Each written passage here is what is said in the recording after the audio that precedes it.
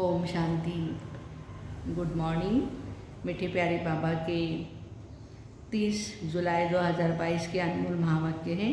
मीठे बच्चे, इस पुरानी दुनिया पुराने शरीर में कोई मज़ा नहीं है, इसलिए इसे जीते जी मरकर बाप का बन जाओ, सच्चे परवाने बनो। ऐसे मरना नहीं है, लेकिन देह के भान से मरना है।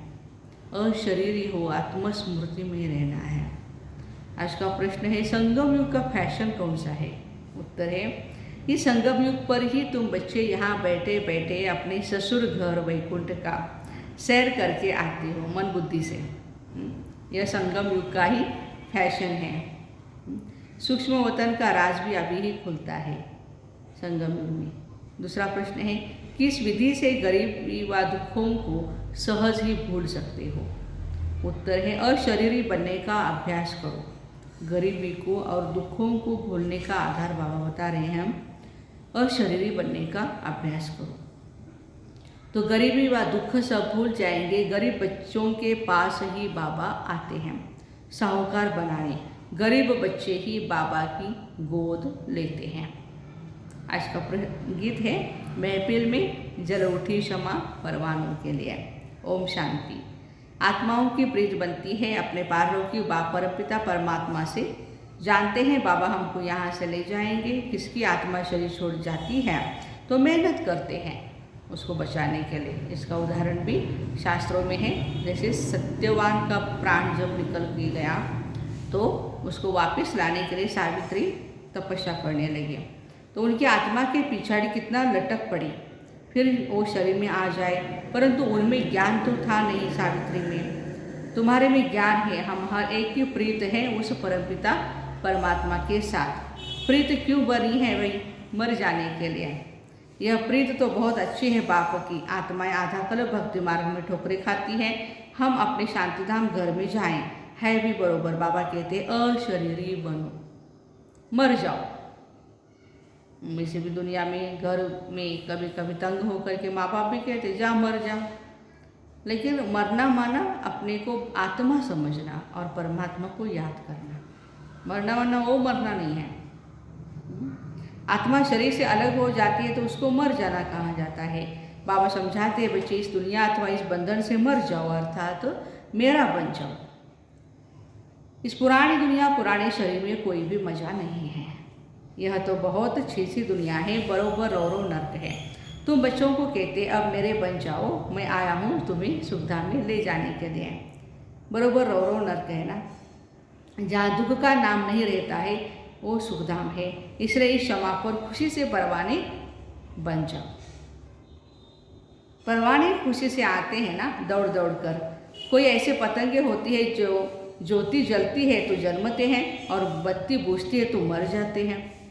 दीपमाला पर ढेर के ढेर छोटे छोटे पतंगे हरे रंग के होते हैं, बत्ती पर फिदा होते हैं और बत्ती चली गई, मर गई।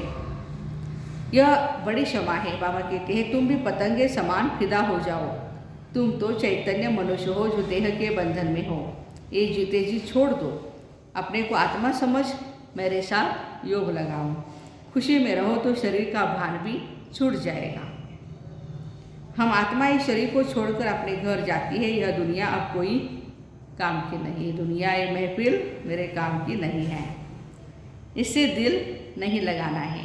इस दुनिया में बहुत गरीब है, गरीब ही दुखी होते हैं। बाबा कहते हैं बच्चे अब अशरीरी बनो। हम आत्मा है, वहाँ शांतिधाम में रहने वाली है। अभी तो वो शांतिधाम में कोई भी नहीं जा सकता है जब तक पवित्र नहीं बने। इस समय सभी के पंख टूटे हुए हैं। सबसे जास्ती पंख उनके टूटे हैं जो अपने को ही भगवान मान बैठे हैं। तो वह ले कहाँ जाएंगे भाई? खुद ही नहीं जा सकते तो तुम्हारी सदगति वो कैसे कर सकेंगे? इसलिए भगवान ने कहा है कि इन साधुओं आदि का भी उद्धार करने के लिए मुझे आना पड़ता है। सिर्फ वह समझते हैं कृष्ण भगवान वाच, परंतु शिव भगवान वाच है। शिव है अशरीरी, तो जरूर प्रजापिता ब्रह्मा के मुख से ही समझाएंगे। मनुष्यों की रचना प्रजापिता ब्रह्मा से ही होती है, ये तो सब मानते हैं। कोई से भी पूछो, उनको महसूस हो कि बरोबर बाप बच्चों को किस लिए रचते हैं। बाबा रचते हैं वर्षा देने के लिए। ब्रह्मा द्वारा ब्राह्मणों को रचाए, तुम जानते हो बाबा हमें पढ़ाते हैं। राजयोग सिखलाते हैं स्वर्ग का मालिक बनाने के लिए। बाबा आते हैं दुनिया को बदलने, स्वर्ग को नर्क को स्वर्ग बनाने के लिए। मनुष्य सृष्टि को दैवी सृष्टि बनाते, वही सुख देने आएंगे ना। भल यहाँ मनुष्य पदमपति है, महल माड़ियाँ है, परंतु तुम जो पढ़ाई पढ़ते हो उससे तुम बड़ा ऊंच पद पाते हो। जिस्मानी पढ़ाई वाले समझेंगे हम बैरिस्टर बनते हैं, हम IAS बनते हैं, तुम्हारी बुद्धि में है हमको शिव बाबा पढ़ाते हैं विश्व का मालिक बनाने के लिए। कितना ऊंच से ऊंच पद है, सो भी 21 जन्म कभी रोगी नहीं बनेंगे। देखो कितनी गुड न्यूज़ है, बड़ी बाबा ने सुनाई हम बच्चों को। 21 जन्मों के लिए कोई भी बीमारी आदि नहीं होगी, अकाल मृत्यु भी नहीं होगी, परंतु किसकी? जो परवाने बाप को अपना बनाते हैं, बाप की गोद लेते हैं। साहूकार तो गरीब की गोद नहीं लेंगे, गरीब के बच्चे साहूकार की गोद लेते हैं। अभी तो सब बिल्कुल गरीब है, तुम जानते हो यह महल माड़ियाँ आदि सब खत्म हो जाना है, मिट्टी में मिल जाएगा। हम ही विश्व के मालिक बनने वाले हैं, मालिक थे अब नहीं हैं, फिर बनेंगे। सारी सृष्टि का मालिक और कोई नहीं बनते हैं, तुम सारे विश्व के मालिक बनते हो 21 जन्मों के लिए। सुख तो सबके लिए है, यहाँ तो छोटी आयु वाले ही मर जाते हैं, बहुत ऐसे भी होते हैं जो राजा के पास जन्म लेते हैं मर जाते हैं। राजाई जैसे जन्म लेने तक ही मिली, देखो राजाई जन्म लेने तक ही मिली, उसके बाद उस राजाई का जो यूज है वो करने के लिए वो आत्मा वहाँ पे बच्चे नहीं निकल गई वहाँ से, बहुत ऐसे होते हैं। अभी तुम बच्चे जानते हो हम यहाँ बैठे हैं बेहद के बाप के पास, पुराने बंधन से छुड़ाए नए संबंध में जुटाने के लिए। बरोबर तुम सूक्ष्म वतन वैकुंठ आदि में जाते हो, मिलते जुलते हो, तुम्हारा कनेक्शन हो गया है बेहद का। एक ऐसा अच्छा फैशन है, अपने ससुर घर जा सकते हो। यहाँ ही हम मन बुद्धि से सतयुग में जा सकते हैं। मेरा का भी वैकुंठ ससुर घर था ना, चाहती थी ससुर घर जाए, माना वैकुंठ में जाए। यह ससुर घर नहीं है, यहाँ तो बिल्कुल गरीबी है, कुछ भी तुम्हारे पास नहीं। भारत हमारा बहुत ऊंचा देश है, ऊंचा देश है, था और रहेगा। सोने का भारत था, अब नहीं है। तो जब भी उसकी महिमा करते हैं तभी तो सोने की क्या हालत देखिए, अभी देखो सोने की क्या हालत है, जेवर आदि सब ले लेते हैं, बेचारे छिपा करके रखते हैं, कहाँ डाकू आदि लूट करके न ले जाए। वहाँ तो बेशुमार सोना होगा, और चोरी करने की किसी की आदत ही नहीं है, तो कोई भी चोरी नहीं करेगा। ये जो चोरी वगैरह करने के जो आसुरी अवगुण है वो आसुरों में है, इसलिए यहाँ पे कोई गहना पहनने को भी डर लगता है कलयुग में, लेकिन सतयुग में बेशुमार सोना है। निशानियाँ भी लगी है, सोमनाथ के मंदिर में निशानियाँ हैं, मणियाँ आदि कब्रों में मुसलमानों ने जाकर लगा दी। देखो जितने भी हमारे मंदिर है वहाँ पर, वहाँ से सब हीरे जवाहरात लेकर के गए और मस्जिदों में या कब्रों में, कहाँ बाबा ने आज कब्रों में लगा दिए हैं उन्होंने। अंग्रेज भी ले गए, निशानियाँ हैं। तो भारत कितना साहूकार था, अब देखो भारत का क्या हाल है। अभी तुम बच्चे जानते हो भारत के बने हैं स्वर्ग का मालिक बनने। बाबा आए हैं, आगे भी आए थे, शिवरात्रि मनाते हैं। अब रात्रि कृष्ण की भी कहते हैं, शिव की रात्रि कहते हैं ना, है जरा सा फर्क। इन बातों को अब तुम बच्चे जानते हो। कृष्ण का जन्म तो दिन में हो व रात में हो, इसमें रखा ही क्या है। रात्रि कृष्ण के मनाना वास्तव में रॉन्ग है। रात्रि है शिव की, महाशिवरात्रि बोलते हैं ना, कृष्ण रात्रि ऐसे थोड़े बोलते कोई। परंतु यह है बेहद की बात है भी भगवान वाच, शिव भगवान वाच। उन्होंने शिव को भूर कृष्ण की रात्रि लिख दी है। जब रात पूरी हो तब दिन शुरू हो जाता है। बाबा आते हैं बेहद का दिन बनाने, ब्रह्मा का दिन, ब्रह्मा की रात। ब्रह्मा कहाँ से आया, गर्भ से तो नहीं निकला।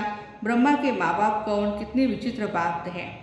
बाबा एडॉप्ट करते हैं, इनको माँ भी बनाते हैं और बच्चा भी बनाते हैं। ब्रह्मा बाबा को माँ ही एडॉप्ट करती है, इसलिए गाया जाता है तुम माता पिता हम बालक तेरे। हम सब आत्माएं आपके बच्चे हैं बाबा। आत्माएं पढ़ती है, इन ऑर्गन से सुनती है, बच्चों को यह याद भूल जाती है, देहाभिमान में आ जाते हैं। क्यों बाबा को भूलते हैं? देहाभिमान में आते हैं। बाबा समझाते हैं बच्चे तुम तो आत्मा हो ना, अविनाशी हो, शरीर विनाशी है। समझाया जाता है मुझे याद करो, ये तुम्हारा अंतिम जन्म हीरे तुल्य है। जो बाप के बनते हैं उनका ही हीरे तुल्य जन्म है।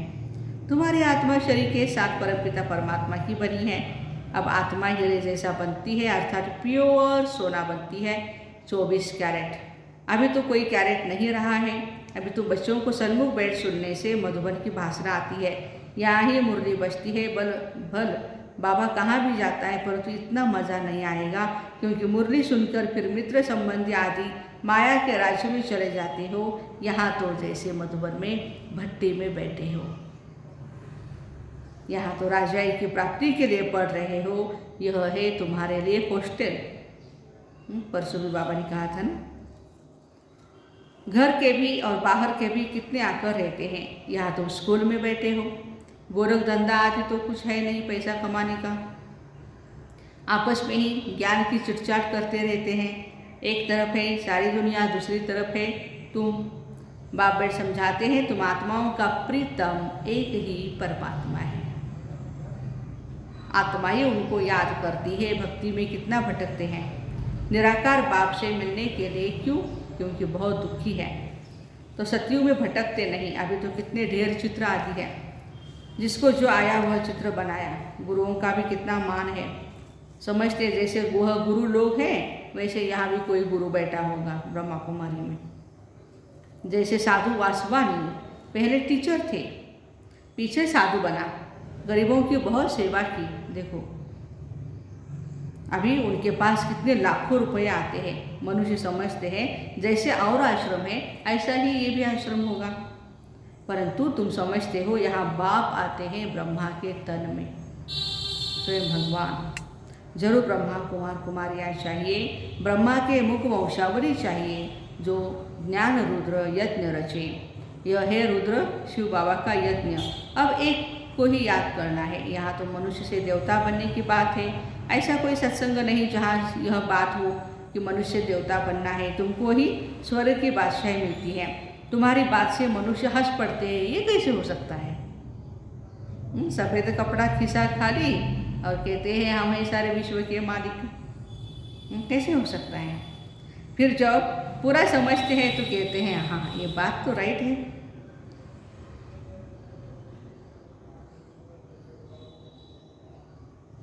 बरोबर भगवान बाप है, बाप से ही वर्षा मिलता है। हम विश्व के मालिक थे, अब देखो क्या हाल है। किसको भी बोलो वह तो बाप ही है, स्वर्ग रचता है। फिर तुम स्वर्ग के मालिक क्यों नहीं बनते हो?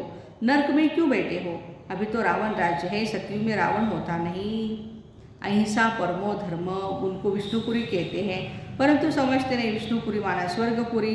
तुम बच्चे जानते हो विष्णुपुरी में ले जाने के लिए बाबा आकर पढ़ाते हैं। कहते हैं मामी कम याद करो, परमात्मा आकर ब्रह्मा विष्णु शंकर द्वारा अपना कर्तव्य कराते।